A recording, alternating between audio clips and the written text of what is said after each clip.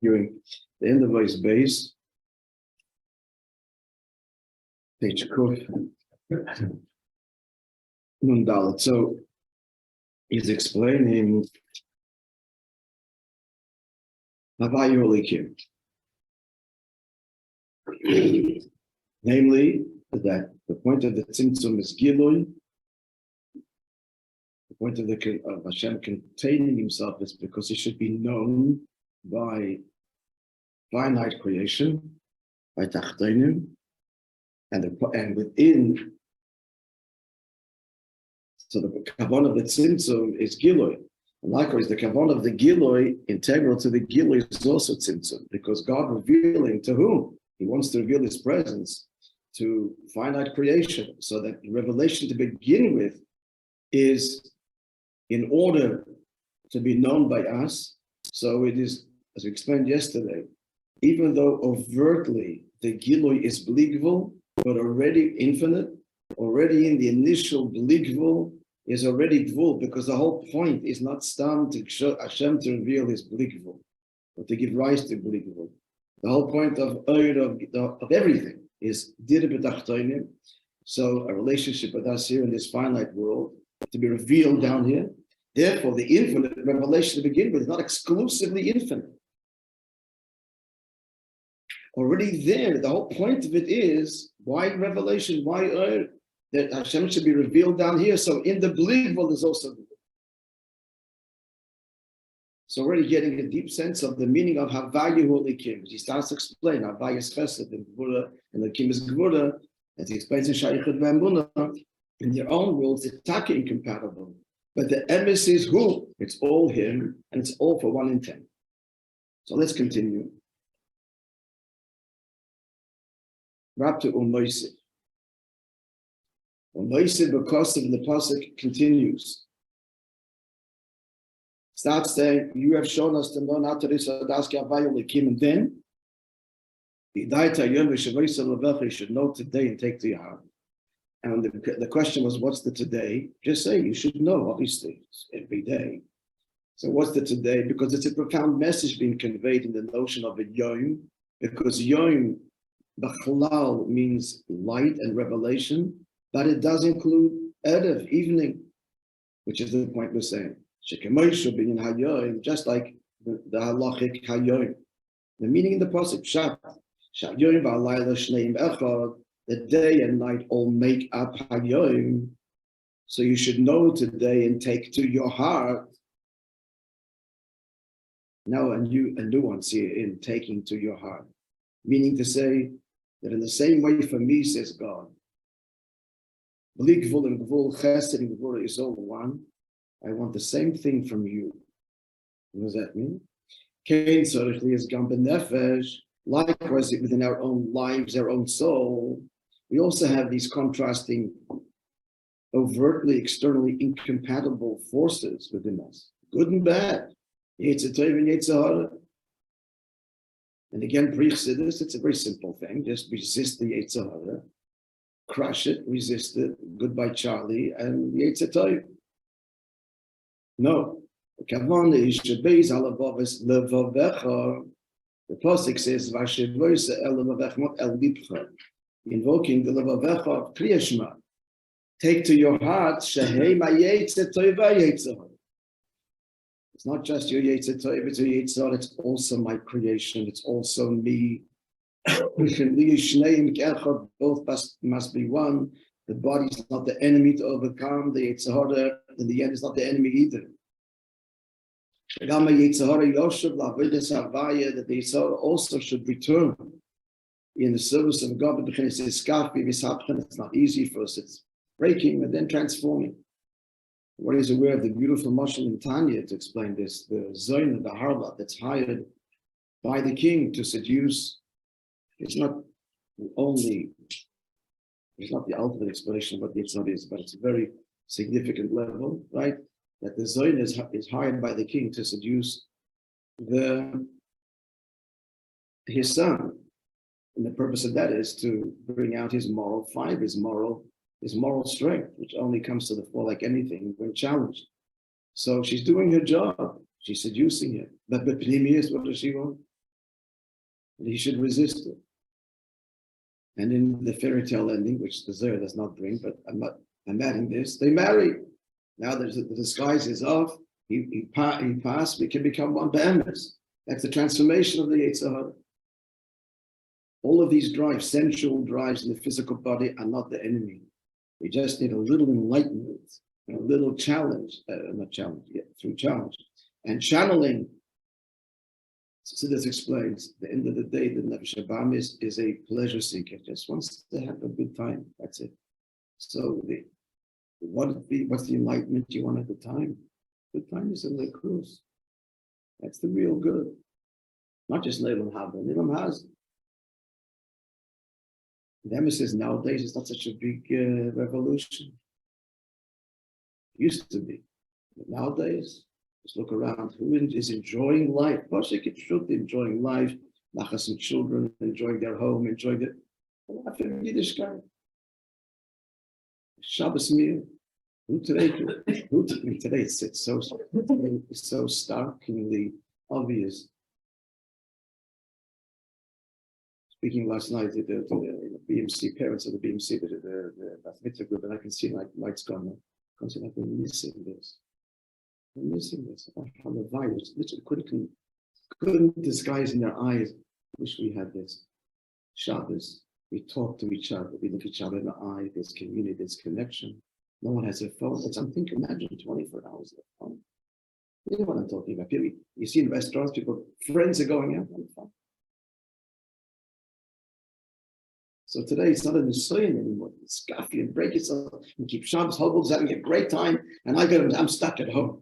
But today it's already, well, remember, she's happy. The Metzius is his happy. What are you talking about? You want to have a good family life, you want to enjoy your wife, you want to have everything, everything in the sexual drives, everything. Yeah, the pastors, but look, he's a fun he's having, he's going there. Turns out empty.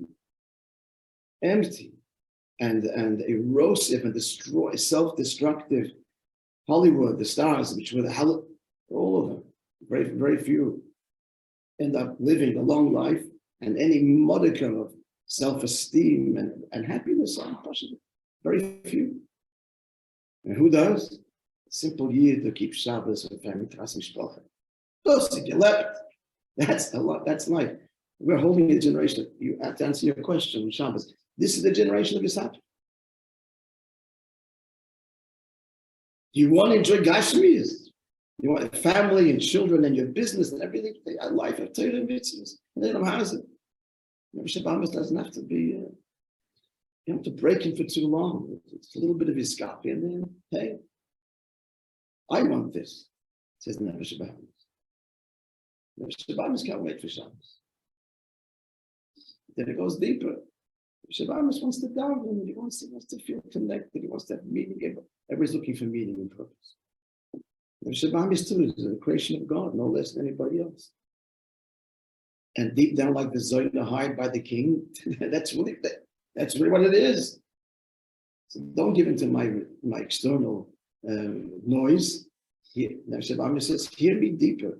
I really want the humanity of me wants godliness.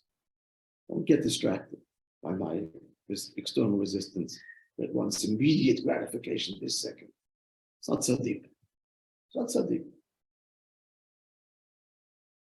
In your bazaar, let's go further.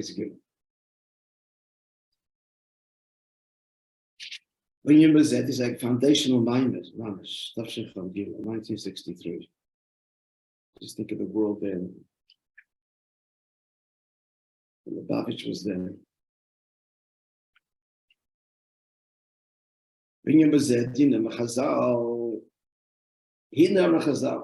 Our sages say Medrash, Medrash Tanchuma, Parshas Nosei.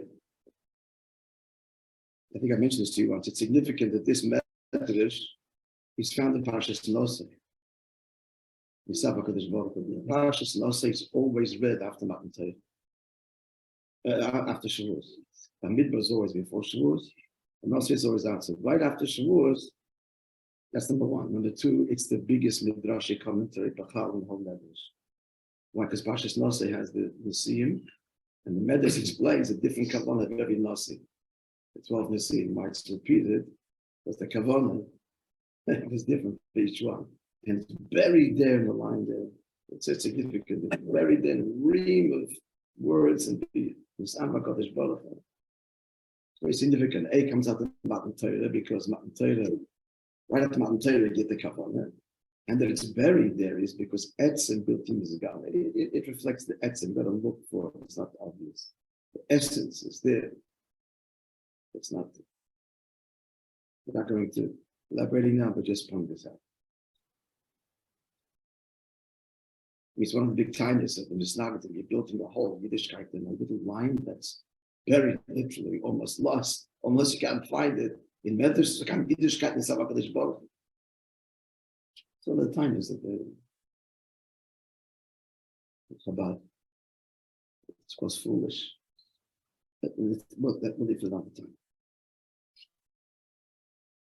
So, Misavakosh Baruch obviously did it, but the Eibishter desired a dwelling place in this world. The Rebbe Rashab added the word Yisbarach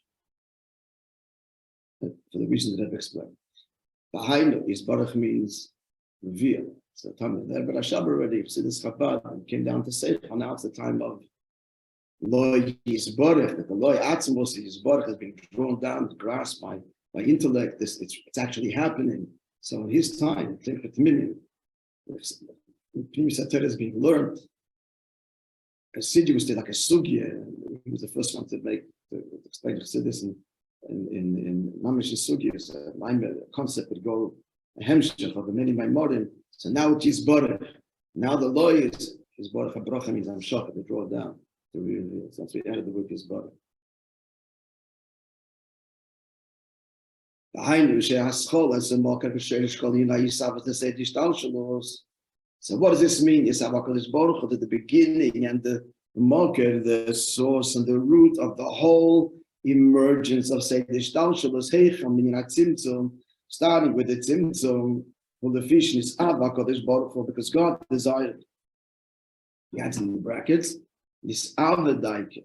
The diak here, this term desired because what wants to be expressed is it is not based on any gain. There's no gain for God. It's not an intellectual, not a reason in seichel. It's a desire, free choice. In other words, if you do as it's known, the word of the Alter Rebbe, hapizgon, the expression. People say taibes kinkasha. There's no question why a person desires. If he has an intellectual motivation, you have a question and answer.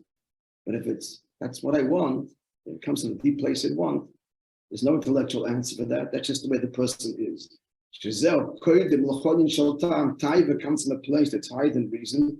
The Eibishter creates reason, is utterly beyond it. So, as we say, why did God create the world? There's no answer to that. No answer to why. Why is it creation? He doesn't operate motivated by why. Why is mamish part of vul? It's the shtalshalos. Why doesn't it even exist in Atzilus? In Bria starts why. The question is not why, it's what do you want? What's the kavanah? Kavanah is dirib tachtonim. Why do you need that kavanah? No answer. But what? You did create, so what's the objective? That's the question. Kavanah is dirib tachtonim. But now that that's revealed, there are a million questions of why. How does this fit in? How does that fit in? A million answers. This mitzvah, that mitzvah, this event in history. It's all part of to fulfill dirib tachtonim. But why do you need a dirib tachtonim? Fundamentally, no answer. Because it doesn't come from it for a reason. We sound free choice of answers. We're clear what the purpose is, as opposed to why create it. Also, conceivably, could have created for no purpose. But he did have a purpose. Dirib tachtonim. Have you know that? He told us. Okay, he told us a dirib tachtonim. So now you want us to understand. So this mitzvah, that mitzvah, but all then in that box of the context that this is the chosen kavanah, then we have all the explanations. The deepest explanation Chassidus gives, the deepest. Starting with, I just mentioned one thing there. So without this, it's very difficult to that discussion we were having earlier. the details of halacha, the minuscule details of halacha. Everything. What difference does it make what this detail is not? A kosher mezuzah, a spot of ink is the whole difference. A hairline crack is the whole difference. A sefer Torah, if it's the letters are touching it, you can't read it. The message is there. What's the problem? What's the problem? And ganze Svarim mitten in it. So without this, the answer is you got to have rules. Just have the words there. This is the rule. That's the answer. But Apixidus, the Kavonis did it, but so godliness has to permeate Tachten. Tachten is very minuscule, finite. The dafkin, the detail. It's dafkin, the pratim. Without Chassidus, the pratim are like, they're just a necessary evil. You know, things have to start and end. So here's the starting point, here's the end. Without Chassidus is the general idea, that's the point. It also reminds you of Hashem, Achdus Hashem. And it would do it even if it had a hairline crack, but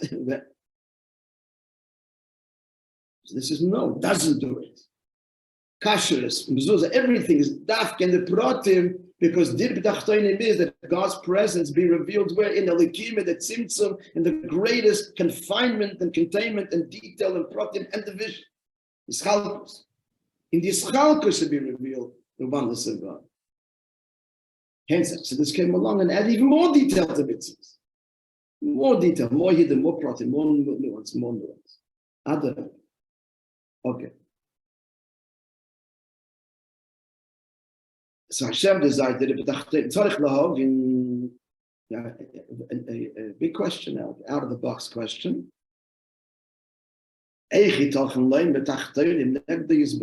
What does it mean? God desired a dwelling place in the lowest world. How can there be? There's no low for God, no high, no low, no far, no closer. He's everywhere, and everything is in him. Simple question. What does it mean, tachtoin? And very fundamental and elemental mind. The question, the pasuk says clearly in Tillah, I fill heaven and earth. So there's tachten. I am there everywhere, in both heaven and earth.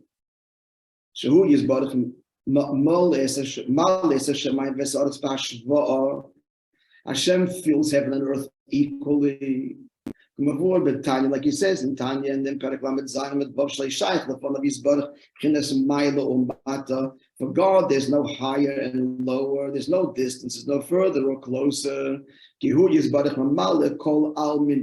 God fills all of creation equally. He's equally present in all of creation, and all of creation in all of its levels is equally present in him. So what does it mean, Tachtoin? That's question one. What does it mean that he desired to have a dwelling place down here? This contradicts the following pasuk. Meaning, you're everywhere. The Melech declares in Esak Shamayim, if I reach the heavens, Shomata, you're there. When I spread, Rashi explains, I make my bed in Sha'el. Sha'el means the grave, literally. Hineka, you're also there. So what does it mean? You're everywhere. The fact that when I spread, make my bed, as it were. Sha'el in this actually sha'el is the English word. That's the word they use, the sha'el. Yeah. And it's a fact that these words, Baba Hemshech Lim Esak Shamayim Shom Oto, they come to Hemshech to saying, if I arrive in the heavens, you. If I make my bed in the Sha'el, it's you. Mashma Sheyashishtabas B'neiha. They're the same you. You're equally everywhere. So what's it b'tachtonim dafka? Just like the pasuk we quoted earlier, Hishtavish the pasuk with this equality, your equal presence is also reflected in the pasuk we just quoted. God says, I fill heaven and earth. Shemayim Bodetz Bashva, heaven and earth equally. I know the pasuk is saying, the second one just quoted now from the Mesach Shemayim, God is found in the depths as he's found in heaven. So since in Sheol, which is also a reference to Gehenna, the wicked are cast down to the Sheol. Gehenna, purgatory. Sheol is the lowest level. So since even there, you are there. So what are you desiring? You're there. God desired a dwelling place in the lowest world. You are there. Done by default, by definition. So what's the Indian? Indian over the Indian is true. I feel heaven says if I arrive in heaven, you are there. You're in the Sheol. Nonetheless, the distinction is revealed there or concealed. That's the difference. Meaning, even though even in the depth you are there, there you are very and absolutely concealed. A fascinating elaboration of this coming now. And we must conclude perforce that this is so because the Kiv and Shebishal Yeshling had din or mishpat. This is Gehenna. In Sheol, there's the judgment and the ruling, the neshamas, the gufim and bodies. And the nimsham that are judged there. It's a place of judgment. Interestingly speaking, neshamas and gufim. Right? The guf also needs to be purged. There's a villain Tanya and Perek Zayin and so on. Zayin and Ches for sinful engagement and even pleasurable that's not sinful. So where is this happening? All in the Sheol, and therefore what? We have to say,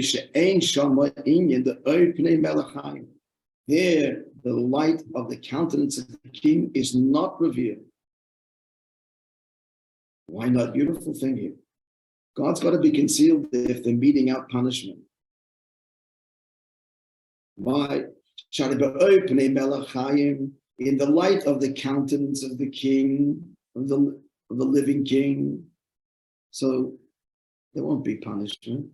Like we see even in earthly king.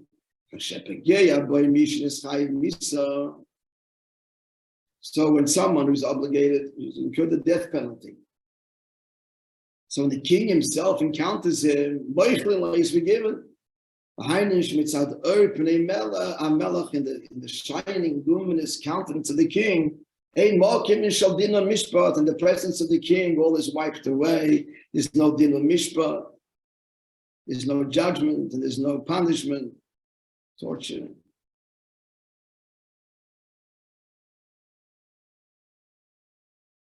They take, historically, if someone is to be punished, it's not in the presence of the king. Take him away to the dungeon. They do it. Not in the presence of the king. It's not shy. The presence of the king is true king. It's opening Melech Hayom. It's life. So the fact that the Sheol is a place of judgment, it means that godliness is concealed. I mean, just to think about it a bit further, it's like when Avish is revealed that you should suffer. You deserve it in Chayim. Not the opening Melech Hayom. So it's got to be Hashem Kavayachal conceals himself there. That's the Sheol. Continuing in the words of the Maamar,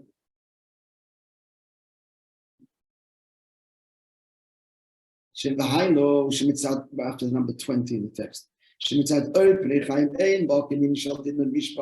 Where the king is revealed, there can't be judgment there. The fact that in the Sheol, that's where the Sham and the Guf are judged. The king is not revealed there in his smiling countenance, loving countenance. That's because of the incredible, powerful concealment. The king is not revealed there. So it's a question of revelation. So what's he saying here? So David is saying, so I want you to know that I am there and turn this around in the Dinu Mishpat, in the concealment, to feel my love. That's the kavan. In the hell and behest. This is what the Eibishter desires to have. Where is Dira?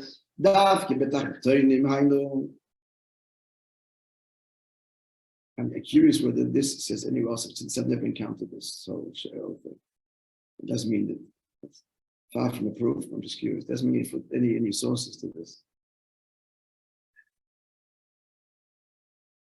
I know Shigam, but the desire is that it be revealed that this is what a dira is. Hashem desires a dira. Now that I'm going to elaborate the meaning of a dira, a dwelling place. Commercial dira like a dwelling place, a person's home, where he's revealed. Now, nuance here. A person can own a lot of homes, a lot of places, a lot of real estate, homes, and so on. But there's a place where he lives. What's the difference between a place where he lives and other places that he owns? There's still his bias. It's not like the bias is not a dira. A person can have many houses. And the shak bias echad who dirosi shadot. But one of them he dwells in, his home. The sharabatim, what's the other houses? Bishvil istakir, to make profit, mehem. And they should maskirim lachem, he rents them out. So what's the difference? They're all his house. What's considered his dwelling place? Not that he visits there and he owns it and he's built it. No. It's a place that he's there constantly, the place where he reveals that he is himself, that's his home. So now the parallel, the Maila, houses versus home. The Gemara said the Maila, God desired that in this lowest world he be fully revealed in the uncompromised way. Where's the person the way he is? In his home. He steps out of the home, he's guarded, he's engaged in some kind of activity. Where are you? Just you. Home is about being. Outside the home is about performance. So where are you? You? I'm sorry, in your home. And God desires that this home be the place that reveals him as he is, which heaven, these beautiful palaces, do not reveal him. There is batim, there is homes. Rents them out to the malachim.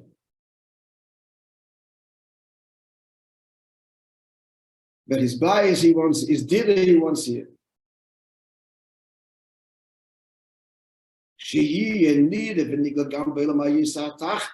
That this should be revealed even in this lowest world, which is the lowest in terms of being in Hester Eiris Baruch from time. It's the lowest world in terms of God's concealment. The good news, it doesn't get lower than this. This is this physical and corporeal world. Here is where he wants to be revealed. How do we see that it's so low? He's saying the main punishment is Leilam Hazeh. Here's the real Shoel. Okay, we'll stop here. Fascinating discussion about punishment in the higher worlds as well. And Matat was punished. Okay. Ronnie, telling us